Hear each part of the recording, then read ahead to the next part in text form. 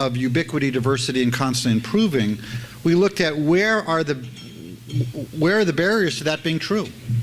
And the first point was, where do we not have networks anywhere? So the first task is, how do you get networks everywhere? But you have to understand that that doesn't mean you get the same network everywhere, because the economics don't justify that.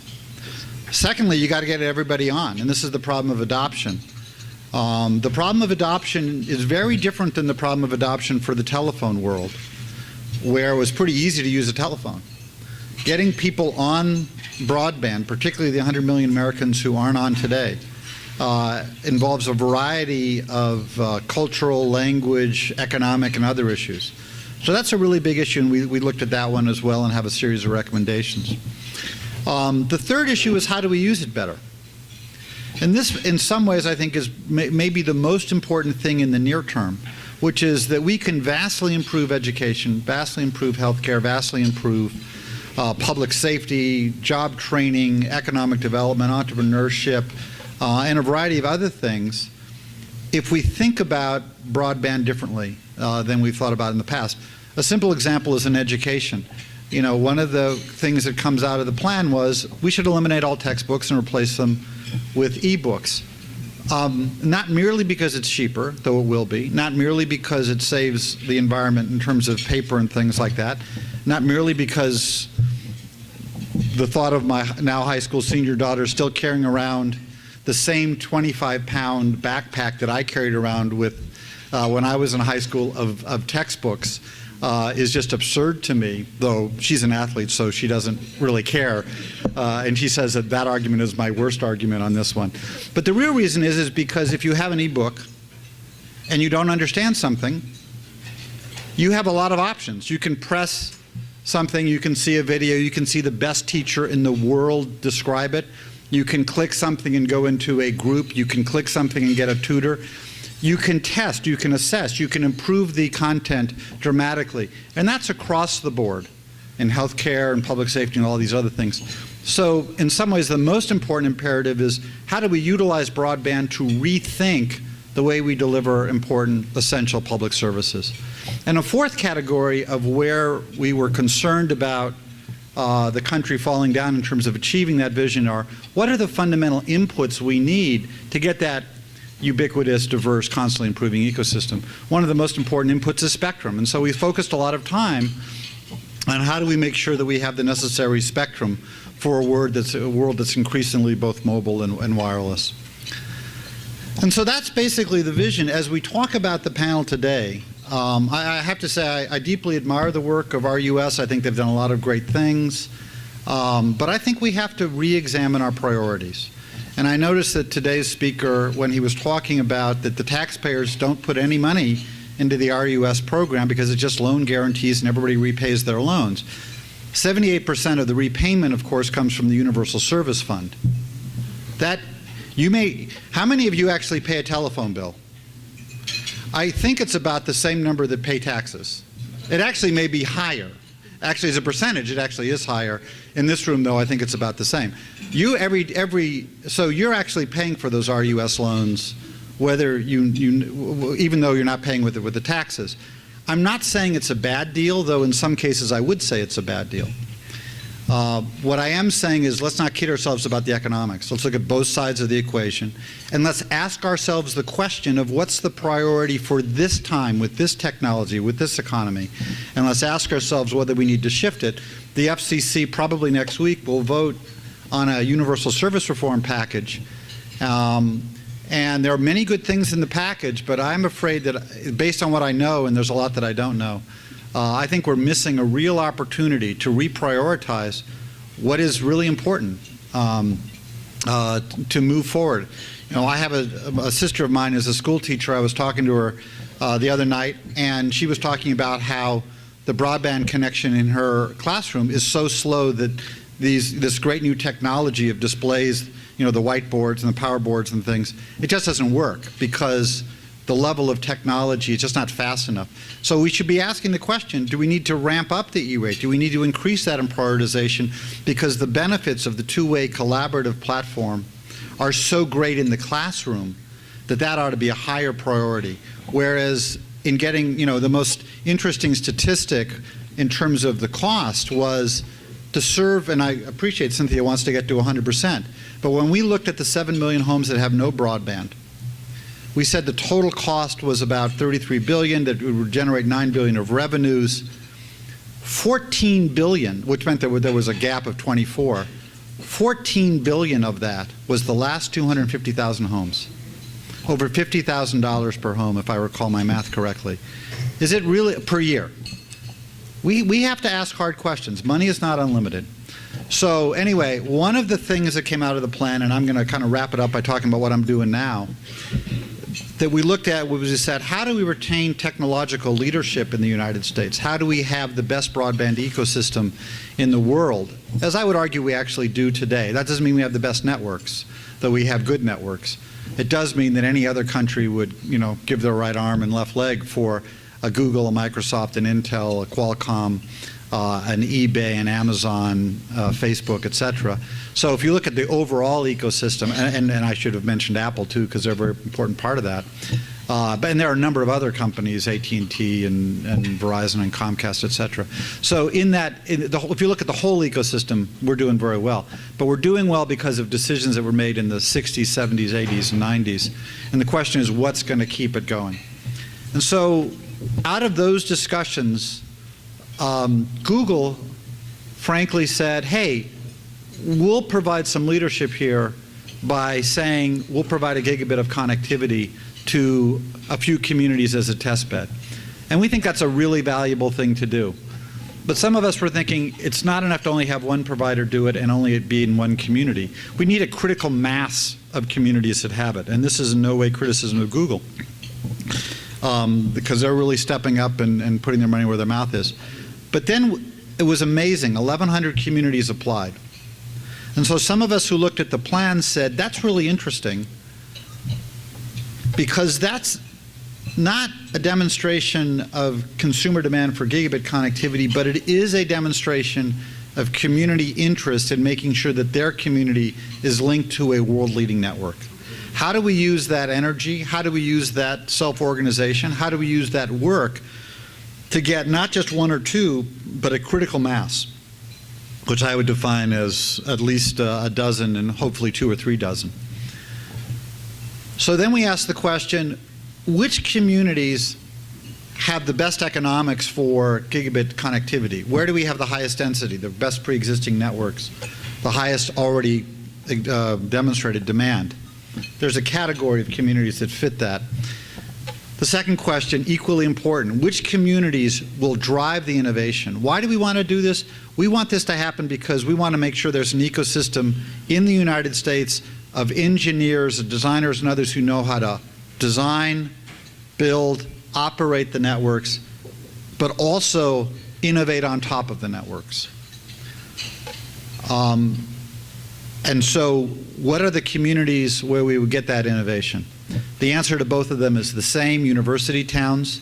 So me and my friend Eric Garr, who I'd worked with on the National Broadband Plan, we said, this is a really good idea. We should go to all the communities that applied for Google, university towns that applied and didn't get it, and we'll kind of organize a group and try to aggregate some demand and see if we can kind of flip the Google model to have demand drive the suppliers to offer the service. Eric went to Michigan and the University of Chicago. I came from here, so we had a bet as to whether we could get more ACC schools involved or more Big Ten schools. I'm very pleased to say that I won. And I'm also particularly pleased to say that the Research Triangle area is the reason I won, because I came here and the folks in Chapel Hill and Durham and Raleigh, as well as Wake Forest, were very enthusiastic about it. And so we formed this group. We have 37 communities. University communities all across the country, 27 states, largely the flagship public institutions. And the basic idea is, and we're kind of in the middle of the process, we put out a request for information asking various providers to think about how can we change the business model to make it possible for them to either upgrade their existing networks or build a new network into these communities so that we have the greatest laboratory for innovation in the history of the world here in the United States. We get, Let me close this by saying that I've been both very impressed by and very depressed by Tom Friedman's book, That Used to Be Us, because it is not the world that any of us wants to be leaving our children. It's not the world that any of us thinks that we're doing a good job in improving things here in the United States. But we still do have the best research universities in the world. We still do have the best internet ecosystem. And in that area, I think this actually still is us. I think we have the potential not only to keep that leadership, but to utilize that leadership in research, utilize that leadership in broadband to recapture leadership in a number of different areas where we've lost it. The presentation you saw earlier today, which I thought was just utterly fantastic, that whole form of collaboration and innovation, that is being done on the broadband platform. Collaboration is actually the killer app of the next generation of broadband. The first generation was really the ability to get massive amounts of information from various sources. But the collaborative platform that enables things like that, that's really the killer app. And our idea is that we get a couple million kids dealing with it at the highest possible level with their professors, with people like in the Research Triangle Park that associate with university communities. And that can be a huge driver of innovation. Tom Friedman's book endorses what he calls Carlson's Law, which is innovation from above tends to be orderly and stupid. Innovation from below tends to be disorderly and chaotic, but smart. That's the kind of smart innovation that we think, if we're successful with the Gig.U platform, we'll be able to generate. So it's really all about innovation that we think not only will drive great economic opportunity in the research communities, but really throughout all the states that have those communities and into the rural areas as well. Thank you very much.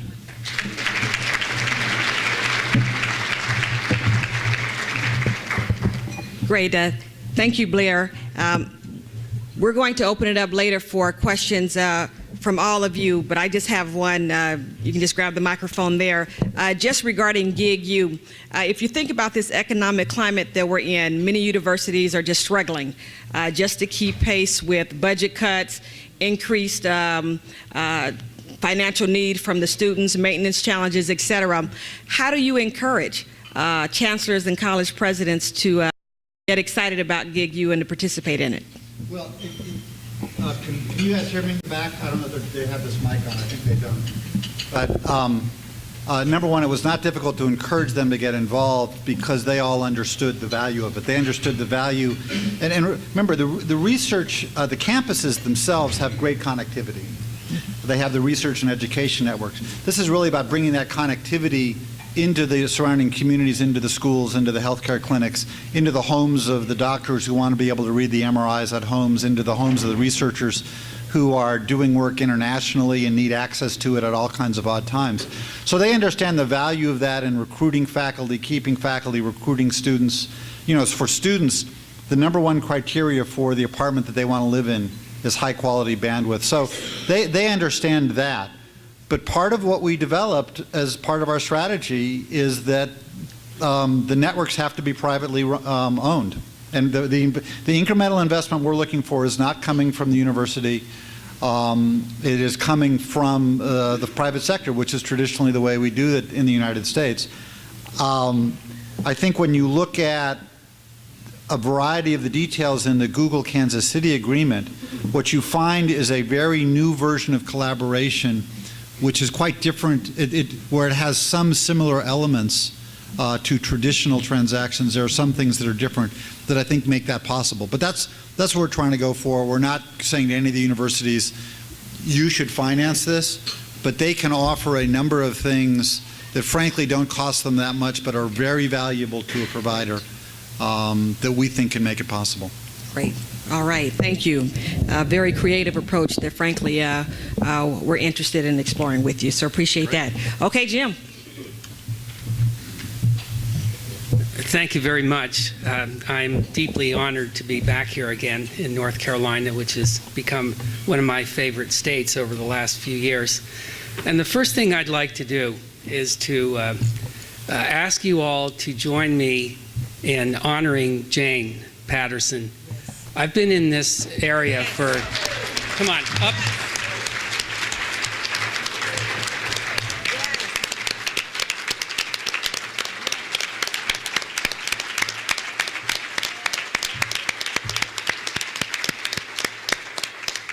I've been around and about the country for many years. We actually work in something like 37, 38 states now. And as a result of the work that Jane has done here in North Carolina the last 10 years, I think that North Carolina has been the leader and the model for many states, and much of what we see across the United States, they learned here in North Carolina. And Jane's departure from ENC and the changes it will bring are huge. Jane, you are on my Mount Rushmore of great people in broadband.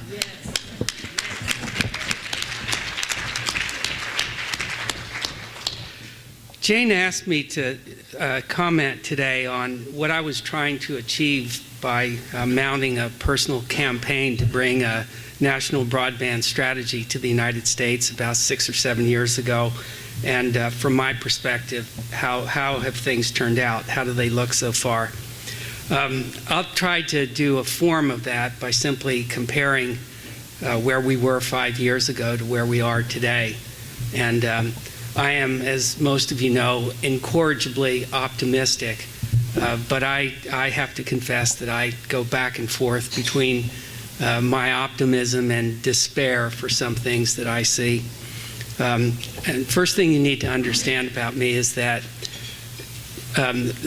the central purpose of that campaign was that I believe to my core that I want the U.S. to be a great nation. I'm a child of Holocaust survivors, and to them and to me, the U.S. is that greatest of countries, and to see it drift to mediocrity is anathema to me, and I'm sure it is to most of you. So that's my main driver, and that's what has been behind all these efforts. By the way, I was recently at a conference that focused on unforeseen circumstances, and this will tie back to what you said in your introduction.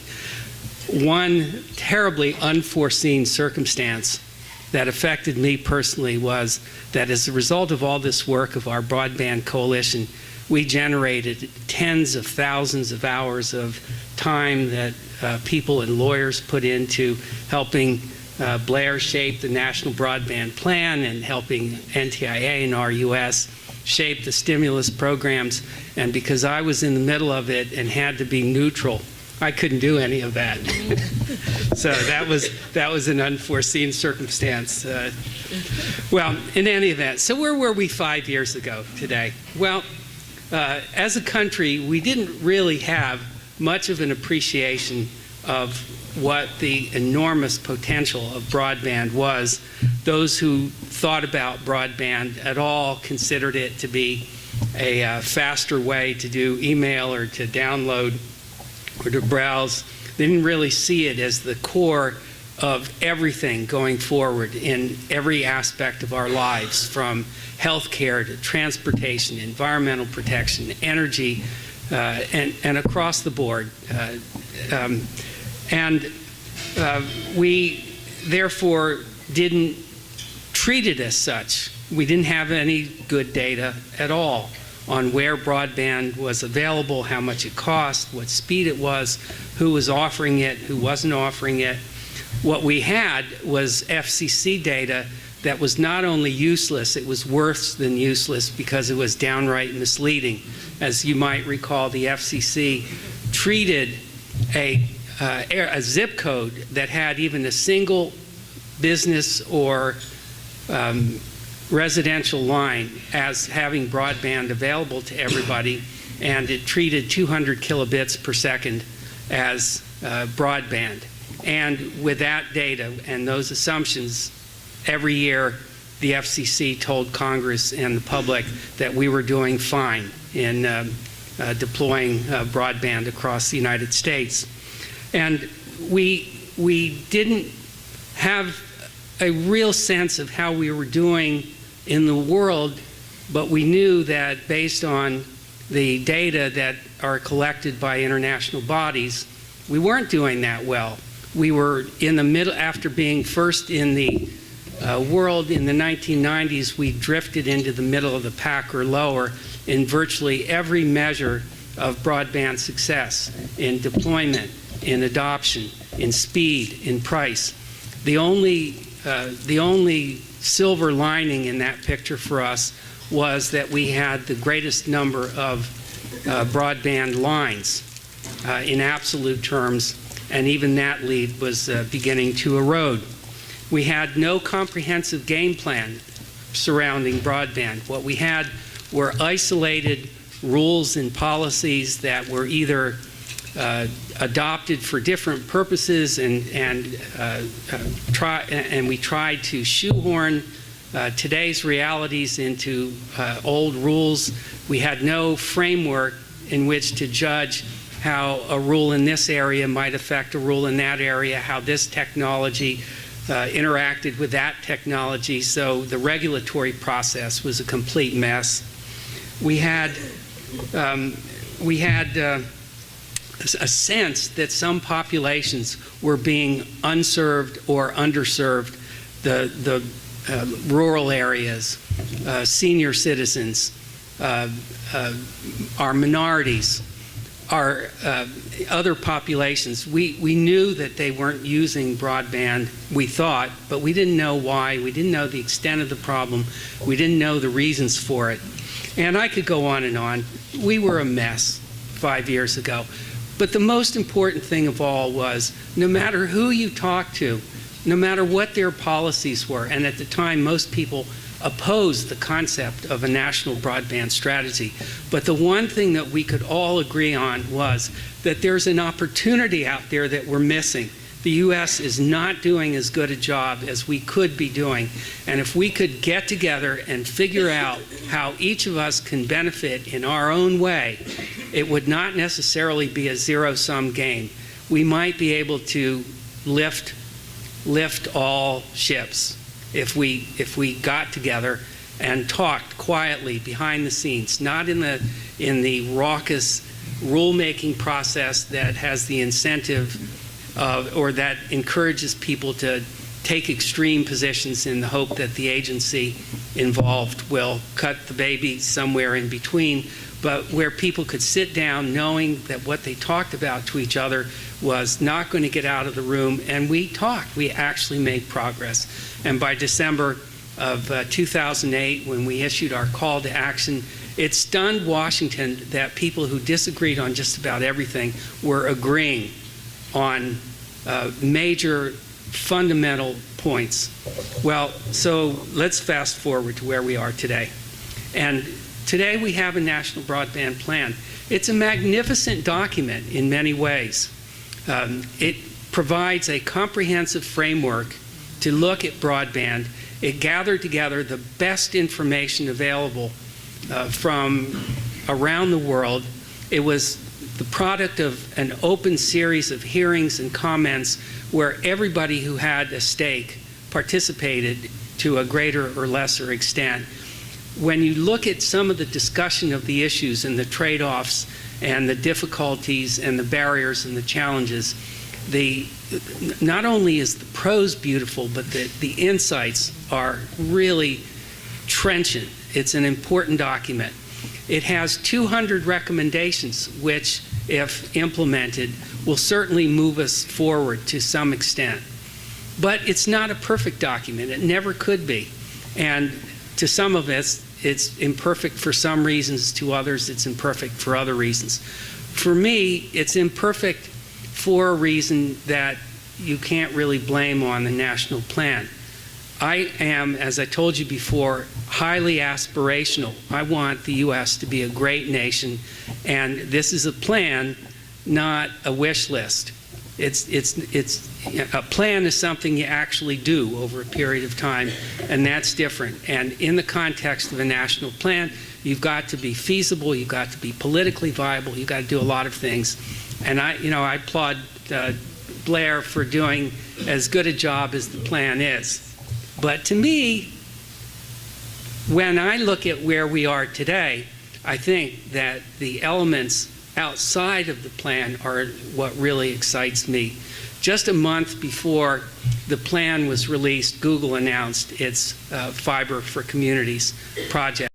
We also, at the same time, had NTIA and RUS going through their work to inject billions into the broadband economy. Now, $8 billion is not enough to make America the greatest broadband nation in the world, but that sure is a lot of money to inject into this industry all at once, and it provides a platform for learning lessons, developing best practices, and making a significant contribution where those funds are available. Where we are today is that we've got hundreds of stimulus projects that are in the process of being built, and they are their own story, and that's great for those communities. In addition to that, because of the processes that NTIA, RUS, and the FCC used, and because of the process that Google used in inviting applications to its Fiber for Communities project, we now have thousands of communities that know much more about broadband than they ever would have without those things happening. They now talk the talk of broadband. It's not Latin anymore, right? We now talk about shortcomings of, we now talk about the opportunity that broadband presents by the very nature of what Blair is doing, what Google is doing, what Levin is doing at Case Western Reserve and other places. We have elevated the dialogue about the upper end of the scale. We recognize that to be a great nation, the U.S. needs to ramp up a lot of areas in a lot of ways at the same time. If we had a low level of broadband to every citizen in the United States, that would be great, but we would still be challenged by the leading nations in the broadband area, because broadband is the electricity of this century. Everything we do is going to ride on top of that, and those who provide the most capacity for the least cost to the most of its public are the countries that are going to do best. In particular, think of where we are in relation to China. How many of you think it's important that the U.S. maintain its parity or lead in dealing with China across many different areas? Supercomputers, broadband communications, trade. How many of you think it's important for us to stay abreast or stay in the lead with China? Well, let's look at where China has come over the last few years in the broadband area. Now, of course, they're a lot bigger than we are. They have a leadership structure that enables them to make decisions that we can't make in our democratic process. But great nations don't sit around griping about what others do. They find their own way to do it.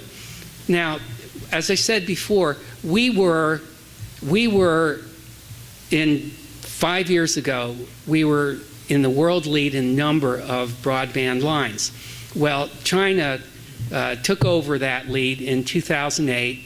Currently, it has about 140 million broadband lines compared to our 89 when you're talking about landlines. Much of their new builds are fiber to the home. China came from not even being on the charts to today, in 2010, it had something approximately 32 million fiber to the home lines. The leader in that field, they blew right by in 2009 and 2010, was Japan. They have about 20 million. We have 7, or had 7 in 2010. Now, projecting ahead, China's projected to double its broadband lines by 2015. In the first 3 months of this year, it accounted for 42% of the increase in broadband lines in the world. It's expected to double its current broadband lines, most of which will be fiber to the home by 2015. Now, if all that we're saying about broadband is true, particularly about the possibilities created by access to affordable gigabit connectivity, that's a serious issue for us, and we need to get moving.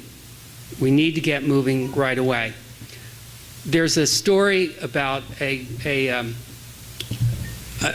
young boy who had a bat and a ball, and he said, "I'm the greatest hitter in the world." And he threw up the ball, took a swing at it, and he missed. And he did it again, said, "I'm the greatest hitter in the world," swung and missed. Did it a third time, same result, and he said, "You know, I'm the greatest pitcher in the world." The first thing we need to do if we're going to be a great nation is to be honest with ourselves about where we stand, what our strengths are, what our weaknesses are, and one of our great strengths is a public sector and a private sector that, and at times of challenge, work together well. We can't be successful any other way. And as soon as we get down to looking at what our strengths and weaknesses are and match up the strengths with those weaknesses, the sooner we're going to move back toward remaining a great nation. Oh, wonderful. Thank you. Oh, thank you, Jim. Quite insightful. Okay, I tell you guys, I grew up in church. Look at your neighbor. Say, neighbor, we need to get moving. Say, neighbor, we can beat China. We can beat Japan. Do y'all believe that? All right, I believe it too. Okay, now you got me fired up. At first I was starting to get mad, but then I got fired up again because we do have some opportunities. And Jim, you mentioned deployment, adoption, speed, and price. And I just wanted to key in on adoption and have you maybe share with all of us some of your thoughts about how do we address the adoption issue. I think we've put a lot of focus on, frankly, deployment. We've put a lot of focus as providers on price, some of us even on speed. Adoption is still an issue. Some people still don't see where broadband is relevant. Talk to us a little bit about that, and then we'll move on to Hilda. Am I on?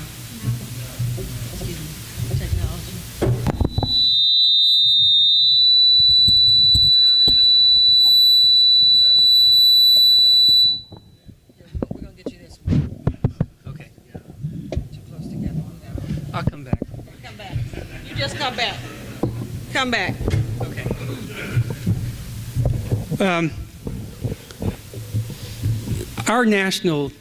Our call to action included a provision that encouraged spending stimulus funds or federal support and supported all levels of government for adoption and use, because it is critically important to be able to have access to the technology on which broadband runs and to be able to use it.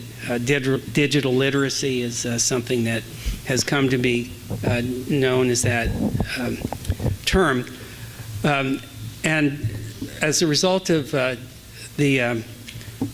Public Computing Center and Sustainable Broadband Adoption Programs of NTIA, we're generating a ton of information about how programs result in increased adoption and use and what the real problems are. For example, at a conference last week of BTOP grantees, I heard results reported of one community in Cleveland, and their program has put more than 2,000 people through their training, and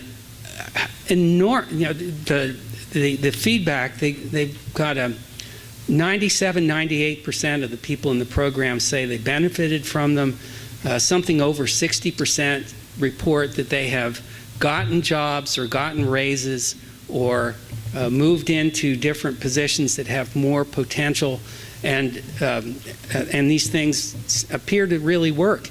The data are also showing that cost is a huge factor, because once you've got the training and you've got the ability to use broadband and you're not, then some of the questions that people raised about why people don't adopt broadband are removed. Now they know how to use it. Now they see the relevance in their lives, but they just can't afford it.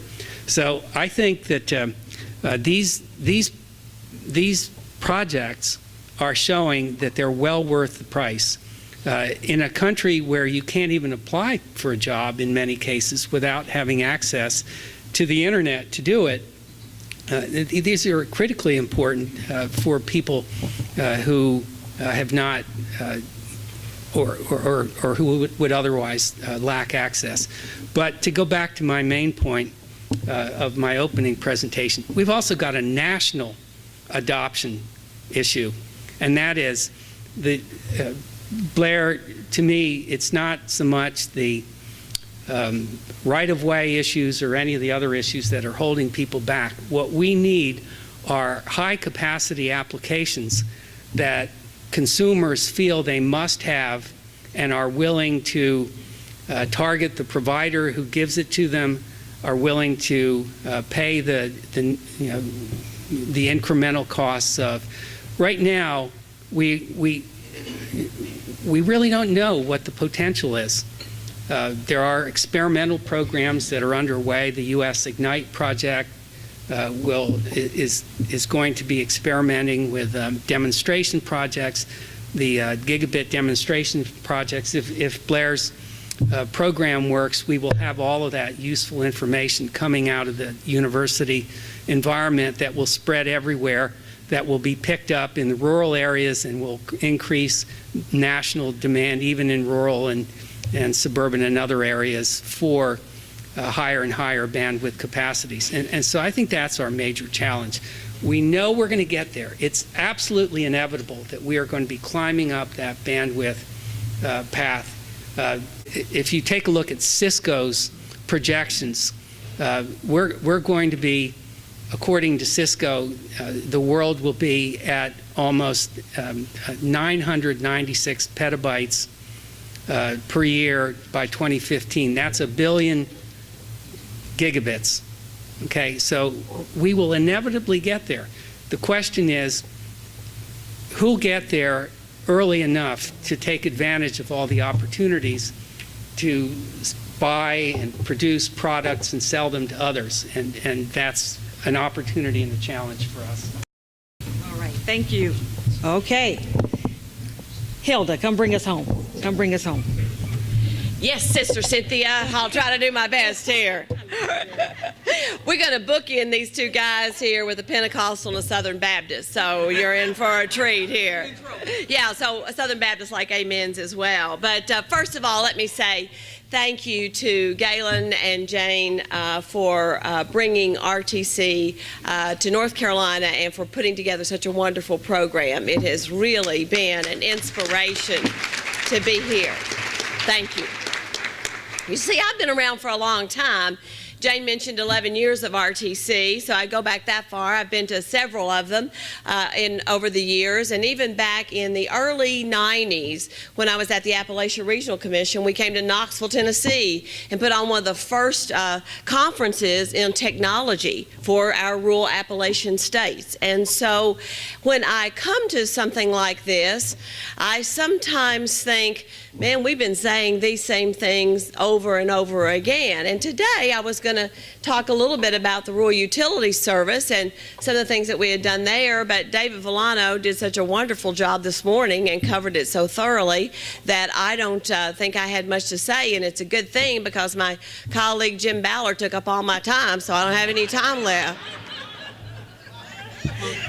And to Blair, I would say he's trying to claim North Carolina. Come on, Blair. My grandmother left the mountains of North Carolina in a covered wagon and went to Kentucky, where it's what I call home. So I think I have blood ties to North Carolina.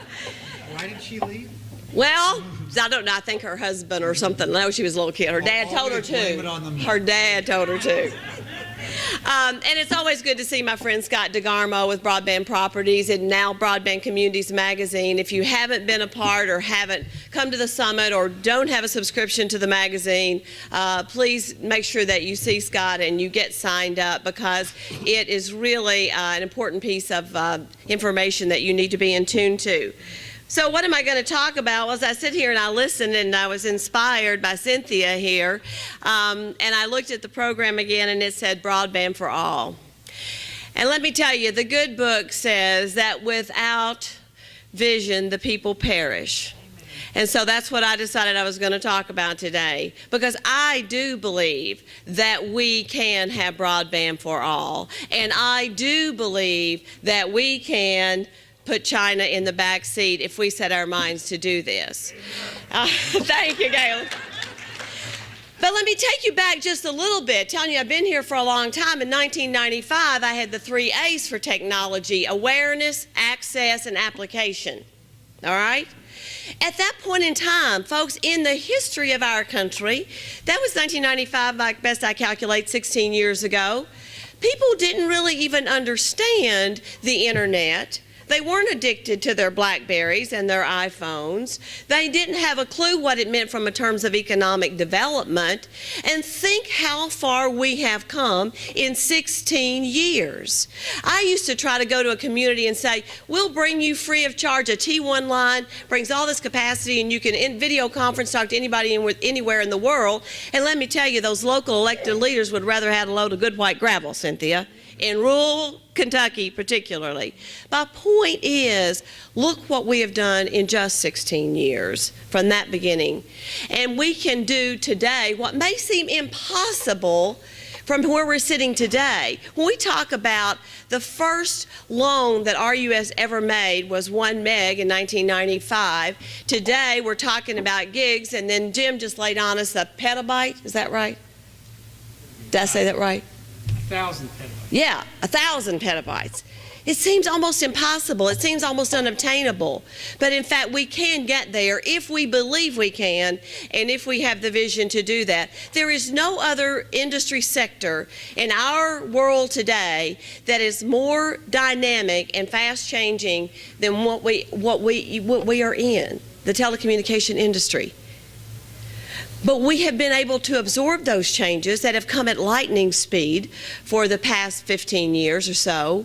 We have been able to make a difference in people's lives. And sometimes I would think, you know, in Ecclesiastes it says that there's nothing new under the sun. And I'll go to a telecom meeting and I'll think, weren't we saying the same thing about rural people having access? And aren't we saying, you know, sort of like, haven't I been down this road before? But there have been changes. We talked about the speed and how that's changing. We talked about access. More people have access. More people know what to do. And all you've got to do is look at your phone and look at how the applications have changed. Oh my goodness. And they're going to continue to do that. And the reason they're going to continue to do that is because of people like you in this room. Yes, Washington has its role. Yes, RUS, NTIA, FCC, all of those people spend their career days thinking about it, helping make changes, helping to grow their particular segment of the industry, making loans, helping you do your job. But at the end of the day, what it all boils down to is the leadership that's in this room. If you want to have broadband for all, if you want to put China in second place, then you have to own your place in the world. Own your place in the world. What you get up and do every day, and now, before more so than any time in the past, states have a plan, states have an opportunity, states have someone there that's sort of the broadband person, and so states have a chance right now at that local level to not have to depend on the federal government or not have to look for the FCC regulators, but how are you going to take the resources that you have been given, the challenges that you have in front of you, because you are the people who've got to compete with China. You are the people who can put America ahead. It's because of what you go out and do every day. Yes, you have to have all support mechanisms around you, and no, it is not easy, but you have to be like Lewis and Clark. They went with undaunted courage toward a goal they could not see. They did not know for sure that the end of the river was there, but they believed it was, and they got up every day and they overcome the obstacles along the way, whether it was lack of food, whether it was the Indians, whatever it was, and they kept focused.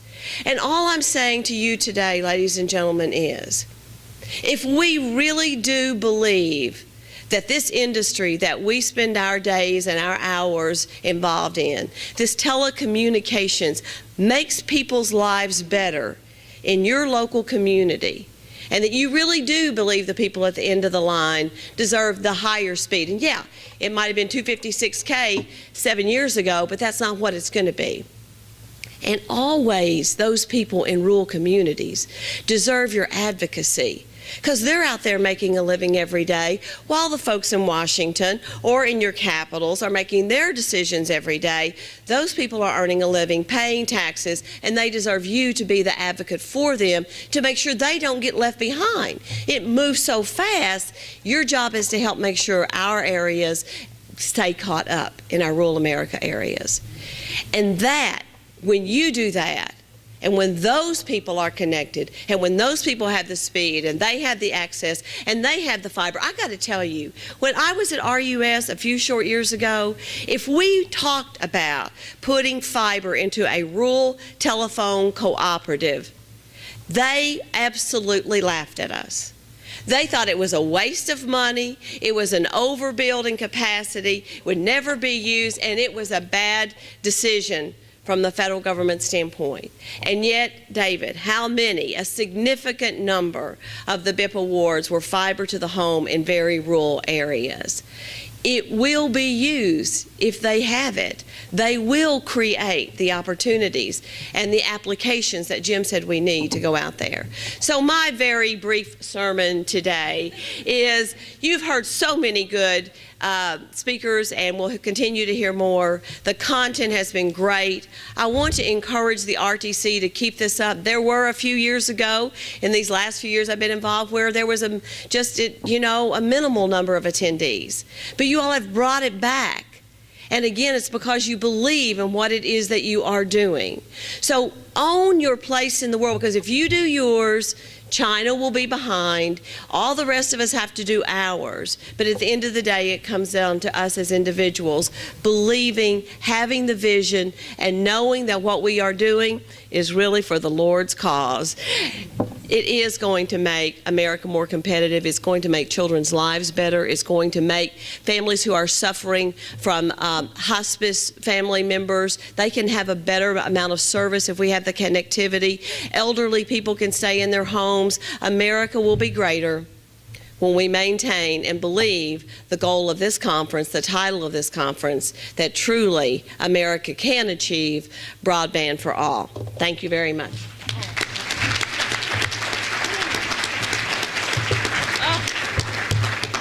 Thank you, my sister. Yes, indeed. You talked about the 3 A's: awareness, access, and application, and also about owning our place in the world. And we like to use 3 A's at AT&T when we talk about this topic, and that is available, meaning can I get it? Affordable, can I pay for it? And adoptable, can I use it? Am I using it? Is it making a difference in my life? So Hilda, can you just talk a little bit about maybe what can be done? And I know you were at RUS for a while. What do you think RUS could have done, or what can we do now to deploy broadband faster? And then I'm going to open it up to all of you to ask your questions. Well, is your microphone working? I think it's fine. did it? That's okay. That's all right. Come back, sister. I think, first of all, I don't want to ever suggest that there aren't hard decisions to make. hard rules, Blair, to put to enforce, and very difficult loan decisions to make at RUS. We are a market-driven economy. We have to make good loans at RUS because whether it is the ratepayer paying it or the taxpayer paying it, the people in this room are paying it. And I think it's also simply a point of responsible government that you make good decisions on behalf of the people that you represent and that you are hoping to do good things for. So how to deploy it faster, I think it always is driven by the applications, and the more we can engage in those applications. And I also think the more risk we're willing to take. I got to tell you all, when I took over RUS, we had 0 loan defaults. 0. Why? We were lending to a regulated entity, a place where this is your footprint, here's your rate, USF with steady income stream. There was not much risk there. But we then, through the 2002 Farm Bill, we got a whole new set of clientele. We got municipalities, Jim. We got startup entities, and we had to make lending to wireless that we had never done before. And we did something that no private sector company would have done. We had to do all that with not one new resource, not one new person, not one extra penny of money to actually put the program in shape. And so I think taking risk on behalf of those who need that risk, I think we have to ask people to step up, step outside of their comfort zone, to do some things differently, and we took some risk. Does that mean we may keep, I have to tell you, we may not keep a perfect loan default record at RUS, but I think government can take risks in order to lead. You didn't have to make a broadband loan, and the Telecom Act of 96, which dealt with that, RUS made its first loan in 95 and said, from now on, if you want money from the government, you have to build capacity for high-speed connection. At that point in time, it was 1 meg. And so they did it without being forced to do it because they were leading. So I think government has to lead, and doing so it has to take risk. And sometimes that's really hard in the political world because those risks can be easily criticized. So I think just keep moving at it and taking some risk along the way. Cynthia, could I add a point? Absolutely. Okay, maybe you'll take that back in a minute. Oh, it's getting live, y'all. Okay. Sister, you said tell it like it is. To pick up from Hilda, I think we also need to trust our local officials to stand in their place, to make decisions for their people, and to be free of external constraints of the kind that was passed in North Carolina here last year. I know that AT&T did not participate in that battle, but just next door in South Carolina, AT&T proposed legislation that would have treated broadband as 196 kilobits in one direction. And I know many people from AT&T, and I look forward to getting to know you better. And as individuals, they're just great people. But something happens as things rise in that company. Oh, it's really getting ready to get live. Okay, so sister, I'm asking you to take back to AT&T the need to take some risks of its own, which is to let go. If they can't do something on their own, if they can't meet the demands of a local community, stand back and let them do it themselves. That's our American tradition.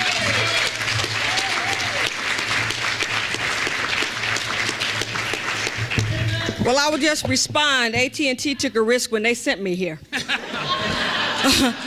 which is why we were not in that battle in North Carolina. I'm with you, okay? I'm with you. Because if we're going to get broadband to everybody, it's got to be open for everybody to bring what they can bring to the table. Everybody brings something different. And I know I'm being videotaped, so I probably need to stop right now. We can talk offline. I can take some messages back. Okay, are you up here to stop me? Yeah, I'm up here to stop Okay, you. no questions from the audience. Okay, all right, stop me. One question, and then we have to get people back out, okay? We're having fun. Go ahead. behavior. And I would like to say to the panel, I haven't built this panel, but for someone who do monitor this issue at the General Assembly, I can tell you that I do stand a little confused. I think it is fine to have the government involved, but I support everyone being transparent. The issue with broadband, yes, you can do this to those who can't afford it, but you're back to those who can't afford it all over again. And playing games and putting it halfway for those who can't afford it on one street, and then the next street, you know they can't afford it. And you come to the General Assembly and you say, this is what I've done. That is deceitful practice. And I have strong concerns about those kinds of practices. So as we look at this issue, we must be fair, honest, not play games, and it's not about the haves. It's all about the have-nots. It's not about one portion getting a piece of it, and then the other portion get no piece. Mr. Blair, you said something about flagship university in the research planning part. Would this include historical black colleges and universities? I was graduate of St. Augustine College. We do have Howard University. The question is, he talked about flagship universities in the Research Triangle Park. She's a graduate of St. Augustine, and she said, would this include St. Augustine, right? Yeah. Or any historically black college or university? Actually, Howard University is a member of the Gig.U group. I'm sorry, Howard University is a member? But I want to be clear, because I want to answer your question in a very transparent way. I spent a lot of time on the adoption issue. In fact, on the one-year anniversary of the National Broadband Plan, I actually went to the Joint Center for Research and gave a speech about everything I think we got wrong and the right way to do it. Because as Jim said, it's not a perfect document. In fact, we say in the kind of final chapter on implementation, the broadband plan is in beta and always will be. It can always be improved. And I think adoption is a very critical issue. I gave a speech on it the other day in which, frankly, I'm very discouraged. I think the way the FCC is looking at USF reform is going to make it more difficult to achieve our adoption goals. But what Gig.U is about is to drive innovation at the high end. And I think we need both. In the same way, we need a UNC Chapel Hill, we need a St. Augustine's, we need a Fayetteville Community College. This is what I mean about the kind of, we have to think about broadband in terms of the use case. Broadband to all means we get people what they need.